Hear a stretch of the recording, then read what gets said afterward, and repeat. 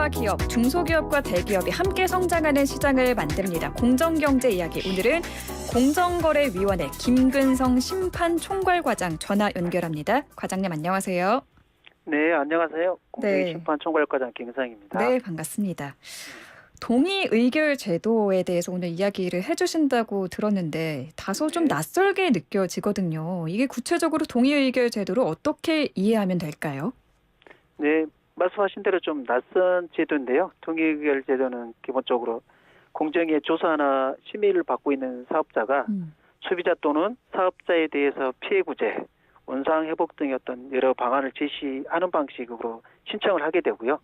공정위가 그 시정 방안을 검토해서 그 방안이 피해 구제 등에 충분하다고 판단되는 경우에는 해당 행위 관련해서 조사나 심의 절차를 중단하고요. 동시정 방안을 사업자로 하여금 이행하도록 결정하는 내용입니다. 네. 그래 이후 해당 사업자가 결정 내용에 따라서 소비자나 사업자 등을 상대로 피해 구제 등을 해야 하고요.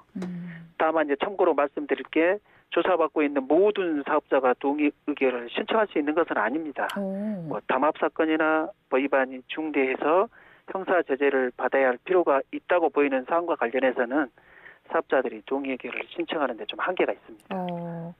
그러니까 말씀해주신 내용을 정리를 해보면 법 위반 혐의를 받고 있는 사업자가 스스로 시정 방안을 내고 또 이를 네. 이행하게 되면 별도로 제재를 하지 않는다는 점이 동의 의결 제도의 가장 큰 특징으로 보이는데요. 네, 그렇습니다. 네, 그러면은 이 동의 의결 제도가 가진 특별한 장점이 또 어떤 게 있을까요? 뭐 예가 있을 수 있는데요. 네. 동의 의결 제도의 가장 큰 장점이라고 한다면 기존의 이제 공정위가 시정명령이나 과징금과 같은 어떤 전통적인 방식의 조치로 이제 제재를 취해 왔었는데 그런 한계점을 이제 보완할 수 있다는 겁니다. 그렇게 해서 소비자에 대한 어떤 직접적인 피해 구제가 가능하고요. 시장 상황에 알맞은 조치가 이제 가능하게 됩니다.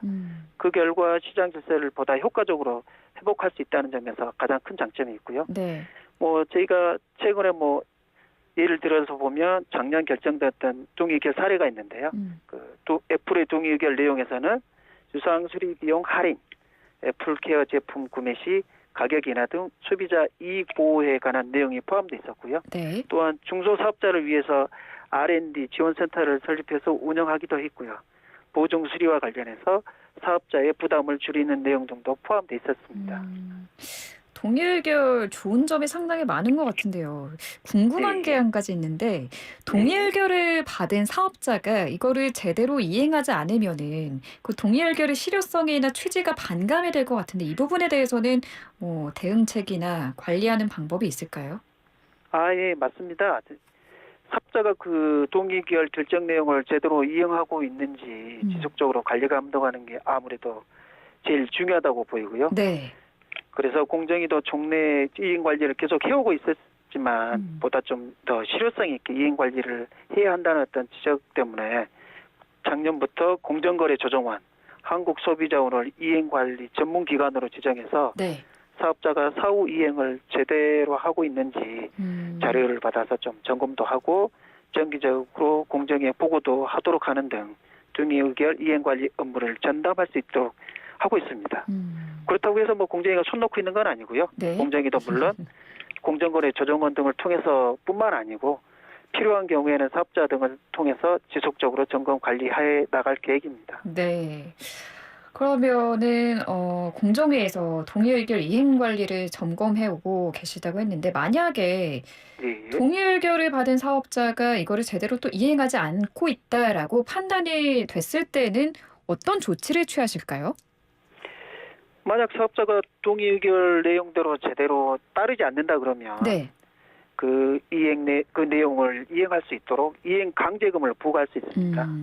아니면 동의 의결을 취소하고 기존에 이제 조사가 진행됐던 절차로 환원해서 법 위반 행위에 대해서 엄중하게 제재 조치를 취한다든지 후속 조치를 취할 수 있습니다. 그럼 과장님 만약에 이 법 네. 위반 혐의를 받는 사업자가 동의 의결을 신청하면 이거는 기업 스스로가 법 위반을 인정했다라고 볼 수 있는 거 아닌가요? 이 부분은 약간의 오해가 있으실 수 있는데요. 동의의 본질적 특성과 좀 관련이 있다고 볼 수 있습니다. 동의의결은 기본적으로 공정위의 법 위반 판단이 있기 전에 사업자가 스스로 어떤 시장과 관련된 시정 방안을 제출해서 사건을 조기에 종결을 하고자 하는 제도입니다. 네. 따라서 동의의결이 인정된 사업자에게는 법 위반을 한 것으로 그렇게 보고 있지는 않고요. 관련된 내용이 공정거래법에서 명확하게 규정하고 있습니다. 구체적 내용을 살펴보면 동의의결은 해당 행위가 이 법에 위반된다고 인정한 것을 의미하지 않고 네. 누구든지 신청인이 동의의결 받은 사실을 들어서 해당 행위가 공정거래법에 위반된다고 주장할 수 없다고 규정을 명확하게 하고 있거든요. 그렇군요. 네. 그러면은 기업이 동의의결 제도를 통해서 결과적으로 법 위반 사실을 인정하지 않아도 되는 거고 과징금이나 시정 조치도 면하게 되는 건데 네. 이를 두고 일부에서는 뭐 기업에게 면죄부를 주는 것 아니냐 이런 이야기를 할 것 같거든요. 여기에 대해서는 어떻게 생각하실까요? 앞에서 말씀드린 대로 동의의결 제도가 갖고 있는 어떤 근본적인 특성과 관련이 되어 있는데요. 기본적으로 동의의결 제도는 장기간의 어떤 조사나 심의 절차 등을 거치지 않고도 신속하고 자율적으로 조치를 취할 수 있는 어떤 제도입니다. 특히 일반적인 시정 조치에서는 부과하기 어려운 어떤 소비자 피해 보상 등과 관련된 방안도 가능하고요. 그렇기 때문에 저희가 운영하는 것이지 특정 기업에 혜택을 주거나 면제를 주기 위해서 하는 건 절대 아닙니다. 네. 또 동의의결안에 대해서 법 위반 시 예상되는 어떤 시정 조치 수준이 있거든요. 그 수준에 상응하는 아니면 그 이상 수준에 해당하는 시정 방안을 사업자로 하여금 제시하도록 하고 있고요. 네. 이에 대해서 신고인이라든지 관련자, 이해관계자 등에게 의견을 제출할 수 있도록 기회를 부여하고 있습니다. 이를 토대로 해서 시정 방안이 적절하게 마련될 수 있도록 저희가 계속 대응하고 있고요. 네. 또한 동의의결을 결정하더라도 사업자가 동의의결 결정 내용을 충실히 이행하지 않는다면 아까 앞서서 말씀드렸듯이 네. 동의의결을 취소할 수 있고요. 그 후에 정식 조사 절차로 해부해서 여러 가지 제재를 취할 수 있기 때문에 기업에게 일방적으로 어떤 유리한 제도다, 아니 면죄부를 주는 제도라 이렇게 보기에는 좀 저희가 답변드리기 좀 어려움이 있습니다. 네, 저희가 동의의결 제도에 대해서 이야기를 나누고 있는데 이게 잘만 운영이 되면 뭐 기업에게도 좋고 소비자에게도 도움이 되는 그런 제도인 것 같습니다. 네. 공정위에서는 이 기업들이 동의의결 제도를 더 많이 활용할 수 있도록 방안을 마련하고 있다고 들었는데 구체적으로 어떤 방안들이 있을까요? 네, 저희가 여러 가지 방안을 만들고 있는데요. 네. 기본적으로 동의의결 제도가 말씀드린 대로 장점을 가지고 있습니다. 그런데 그 절차는 사업자에 대해서 법 위반 여부에 관한 조사 심의 절차를 중단하고 이를 대신하여 진행되는 것이기 때문에 그 절차 개시하거나 확정하는데 엄격하게 이루어지고 있거든요. 네. 그래서 그 과정에서 부득이하게 동의의결 절차가 지연되기도 하는데요.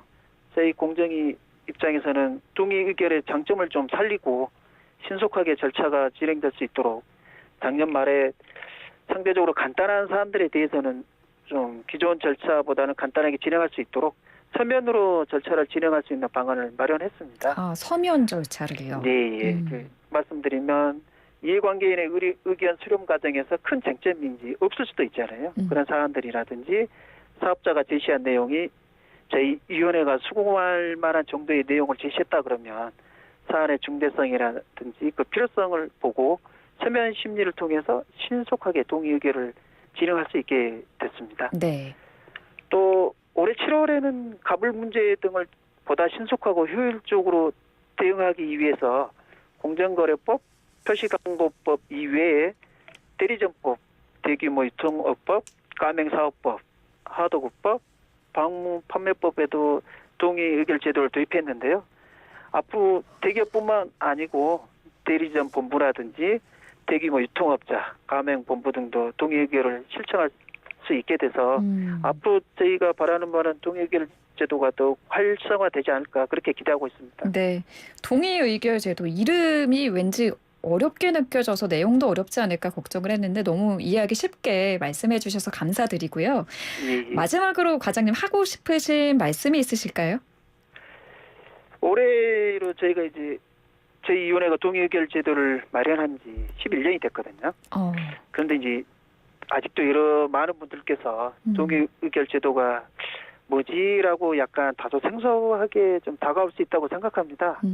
하지만 앞에서 이제 말씀드린 대로 동의의결 제도를 제대로 활용하면 소비자나 사업자의 어떤 피해 구제, 시장에서의 어떤 공정한 거래 질서 회복 등에 매우 유용할 거고요. 네. 또한 다양한 혜택이 소비자나 사업자에게 돌아갈 수 있다고 봅니다.